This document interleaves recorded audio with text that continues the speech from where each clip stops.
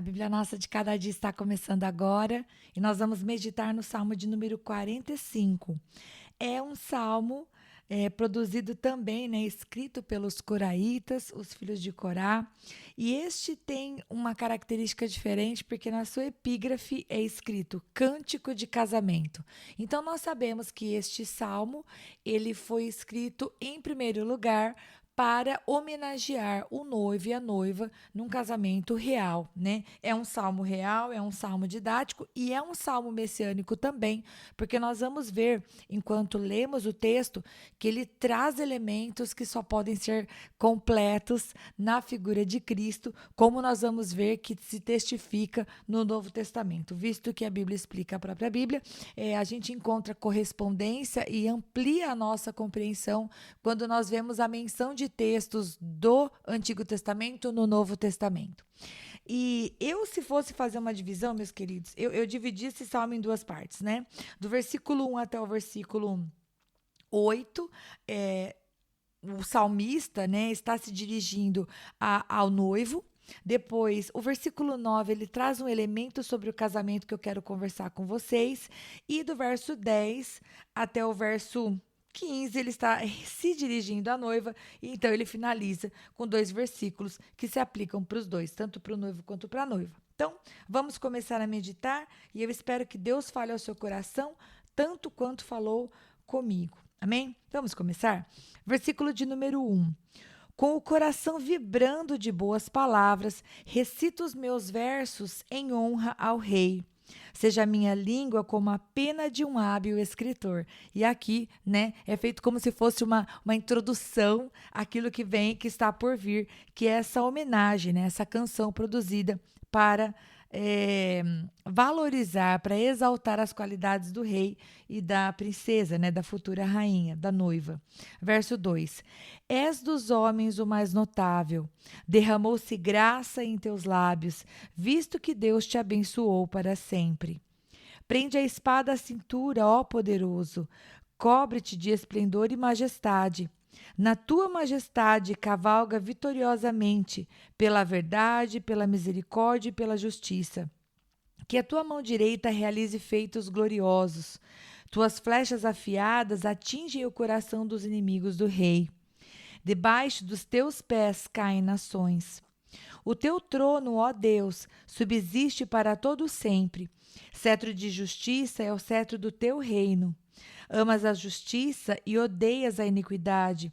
Por isso Deus, o teu Deus, escolheu-te dentre os teus companheiros, ungindo-te com óleo de alegria. Todas as tuas vestes exalam o aroma de mirra, aloés e cássia. Nos palácios adornados de marfim ressoam os instrumentos de corda que te alegram. Vou parar aqui, eu ia ler o versículo 9, mas não, eu vou ler depois. Então vamos olhar para essa parte aqui.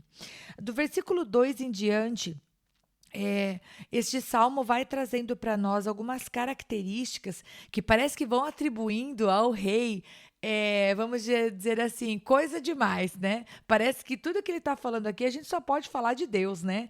Vai dizer que ele é o mais notável, vai dizer que ele vamos dizer assim, com sua majestade, ele é cheio de verdade, de misericórdia, de justiça. E nós sabemos que o rei, embora seja revestido de toda a autoridade, ele é um homem falho.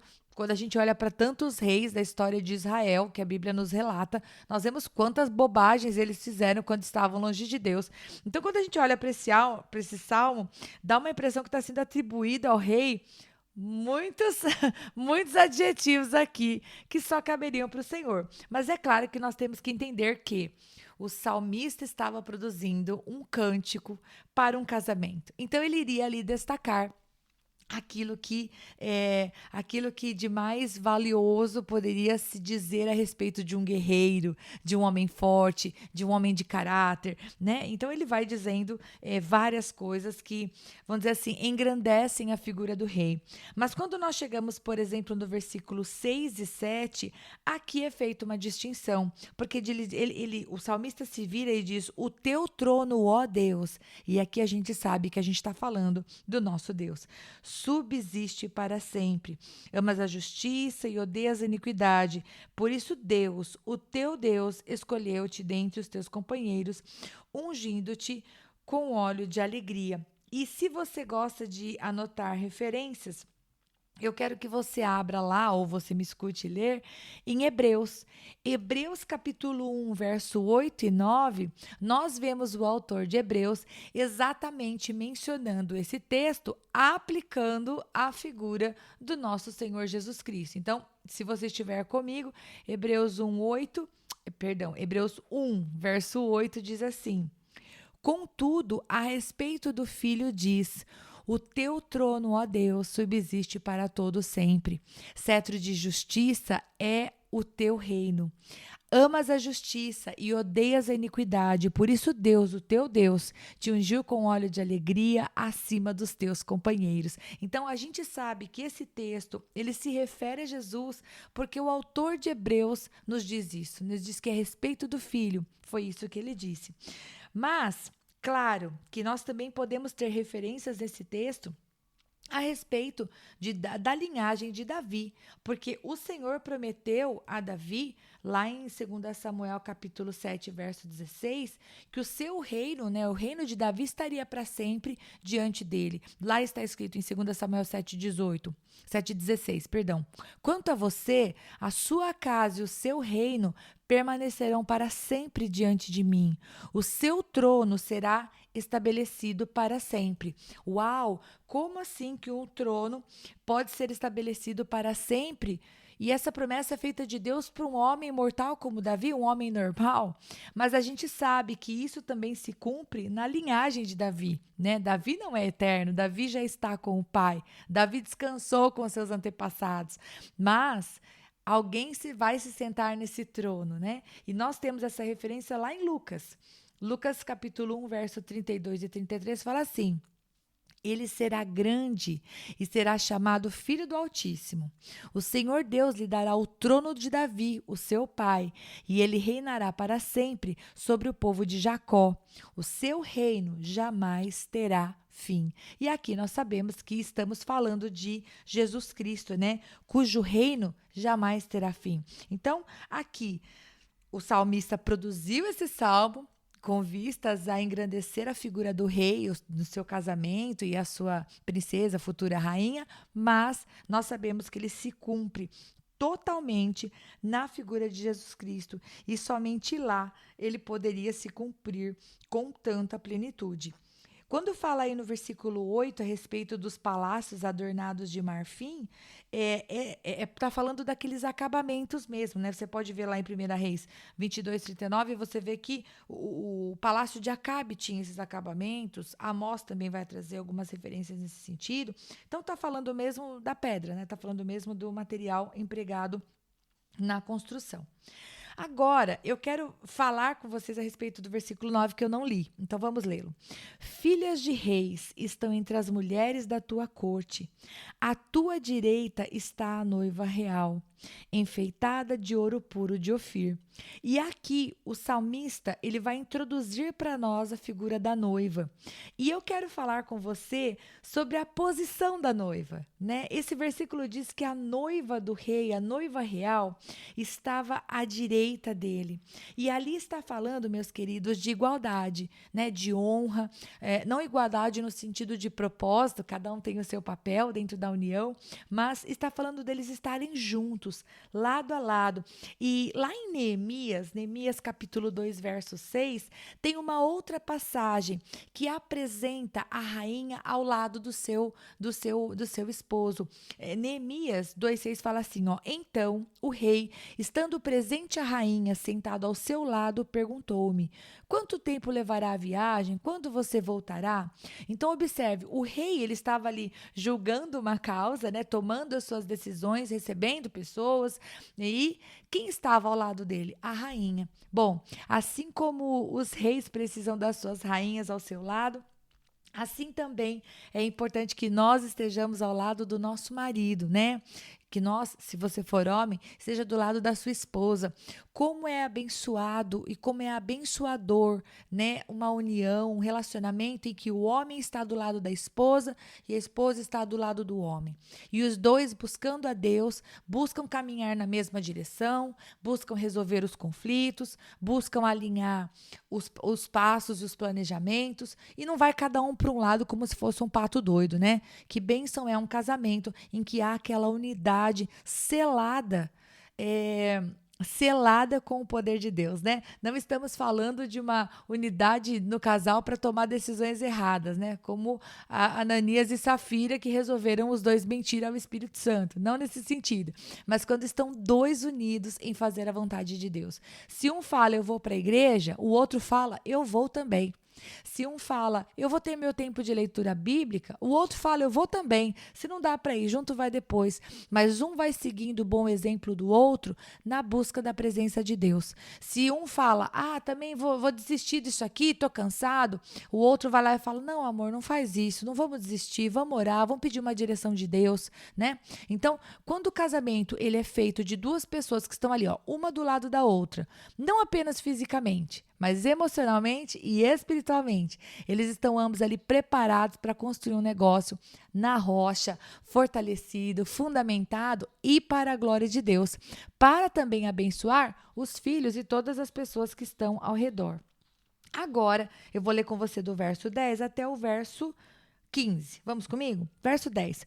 Ouça, ó filha. Agora ele vai falar para a noiva, né, gente? Considere e incline os seus ouvidos. Esqueça o seu povo e a casa paterna. O rei foi cativado pela tua beleza. Honre-o, pois ele é o seu senhor. A cidade de Tiro trará seus presentes. Seus moradores mais ricos buscarão o seu favor. Cheia de esplendor está a princesa em seus aposentos, com vestes enfeitadas de ouro. Em roupas bordadas é conduzida ao rei. Acompanhada de um cortejo de virgens, são levadas à tua presença. Com alegria e exultação, são conduzidas ao palácio do rei. Bom, esse texto, meus queridos, ele traz duas coisas. E depois eu acho que eu quero mesclar o texto de baixo, verso 16 e 17. Então, eu vou deixar essa observação para depois. Mas eu quero meditar com vocês no primeiro momento que, logo de princípio, é trazido esqueça o seu povo e a casa paterna, no verso 10. E aqui, o salmista está querendo dizer que há um peso, há uma responsabilidade para quem ocupa um cargo real, né? A princesa, ao ser agradável ao rei, a sua beleza tendo atraído, né, o favor do rei, os olhos do rei, fez com que ela fosse levada para morar no palácio. E estamos falando de um fim, né? O fim de um tempo. Ela deveria esquecer o seu povo e a sua casa paterna, não no sentido de desonrá-los, não é isso que a Bíblia fala, né? Jamais devemos desonrar o nosso pai e a nossa mãe. Mas querendo dizer que um novo ciclo iria iniciar.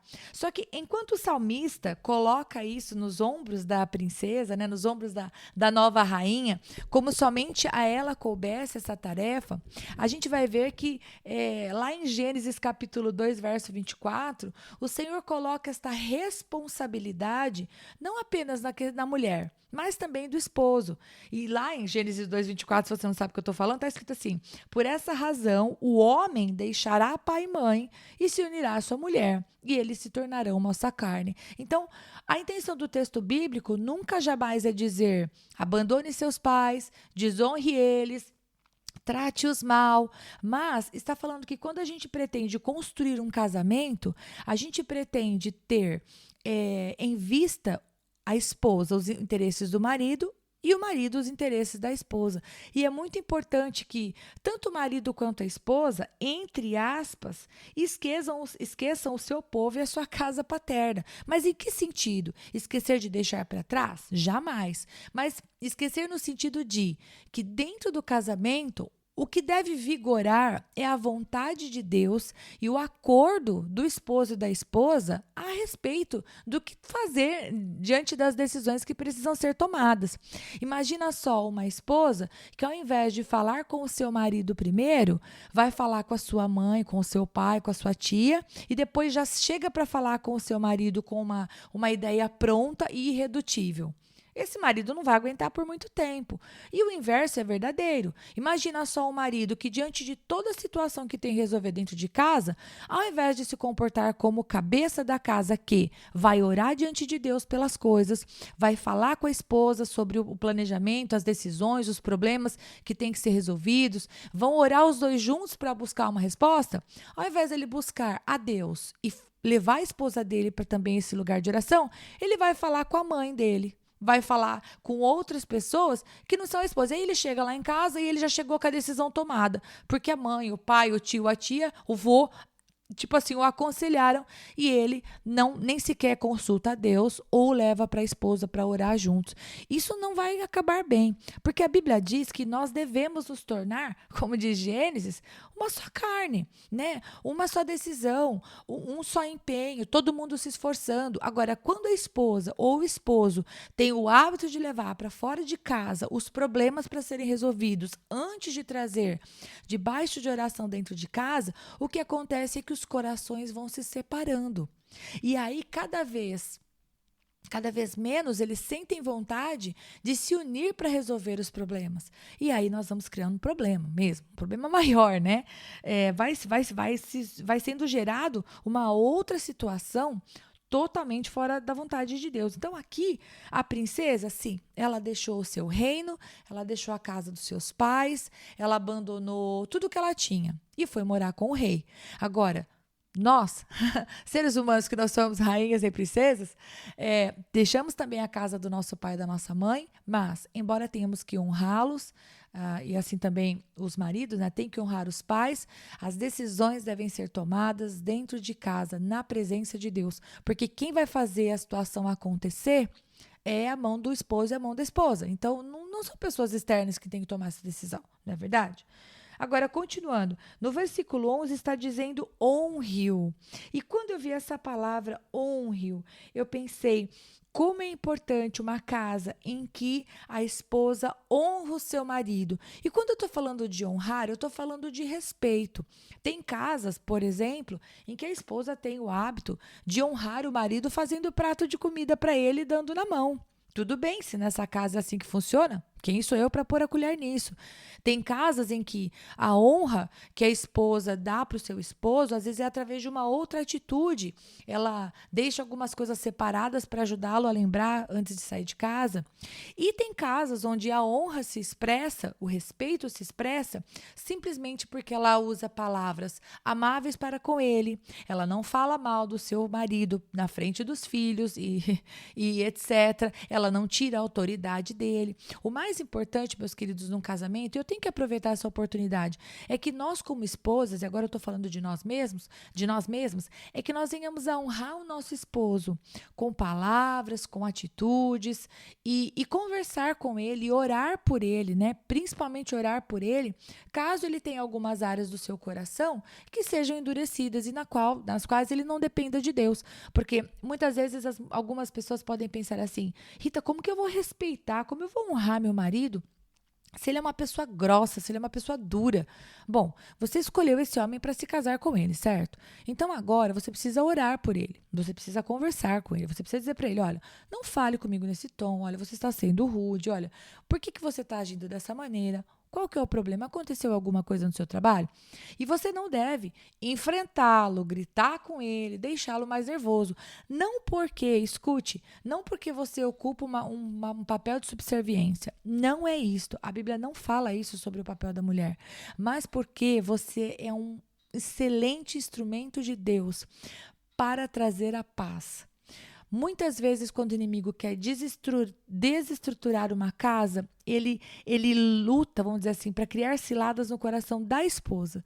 Porque quando uma esposa ela está desestruturada, agitada, mal-humorada, fria espiritualmente ou morna, ela consegue tocar o coração do marido e endurecê-lo, ela consegue prejudicar os filhos, porque ela às vezes, queridos, e agora eu temo falar e ser mal compreendida, mas é como se nós, esposas, fôssemos o coração da casa, você me entende? Quando você está bem e está cheia de Deus, tudo funciona. Mas se você estiver na carne, cheia de raiva, cheia de má vontade, longe da palavra, longe da presença de Deus, você toma atitudes e aí parece que tudo desaba. A Bíblia fala, né? A mulher sabe edificar sua casa e a insensata, né, a tola com as suas próprias mãos a derruba.